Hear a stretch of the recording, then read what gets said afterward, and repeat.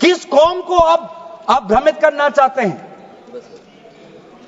बार बार उस कौम को जिसने भारत की स्वतंत्रता की लड़ाई लड़ी है, उस कौम को जिसने 1857 में उन्होंने मंगल पांडे के साथ उन्होंने अपनी शहादत दी, आप उस कौम पर आप दाग लगाना चाहते हैं जिसमें लगभग 2 लाख उलेमा शहीद हुए। आप उस कौम पर दाग लगाना चाहते हैं जिन्होंने भारत छोड़ो आंदोलन में हमारा साथ दिया।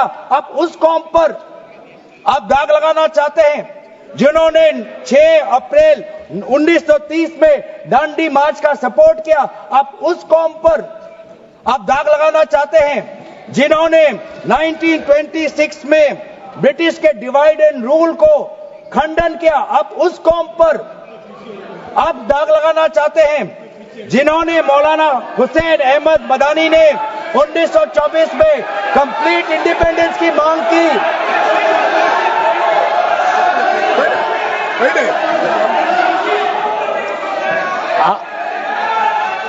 जब आप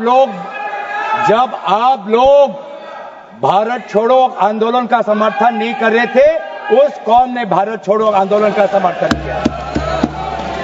जब आप लोग अंग्रेजों को मर्सी पिटीशन लिख रहे थे, वो माल्टा में 3 साल और इजिप्ट में उन्होंने शहादत दी।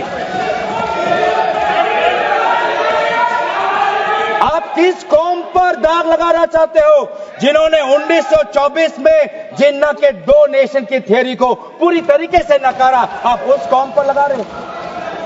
सर, यही है इनका डिवाइड एंड रूल। यही है इनका डिवाइड एंड रूल। बहुत किस कौम को आप भ्रमित करना चाहते हैं? बार बार उस कौम को जिसने भारत की स्वतंत्रता की लड़ाई लड़ी है, उस कौम को जिसने 1857 में उन्होंने मंगल पांडे के साथ उन्होंने अपनी शहादत दी। आप उस कौम पर आप दाग लगाना चाहते हैं जिसमें लगभग 2 लाख उलेमा शहीद हुए। आप उस कौम पर दाग लगाना चाहते हैं जिन्होंने भारत छोड़ो आंदोलन में हमारा साथ दिया। आप उस कौम पर आप दाग लगाना चाहते हैं जिन्होंने 6 अप्रैल 1930 में दांडी मार्च का सपोर्ट किया। आप उस कौम पर आप दाग लगाना चाहते हैं जिन्होंने 1926 में ब्रिटिश के डिवाइड एंड रूल को खंडन किया। आप उस कौम पर आप दाग लगाना चाहते हैं जिन्होंने मौलाना हुसैन अहमद मदानी ने 1924 में कंप्लीट इंडिपेंडेंस की मांग की।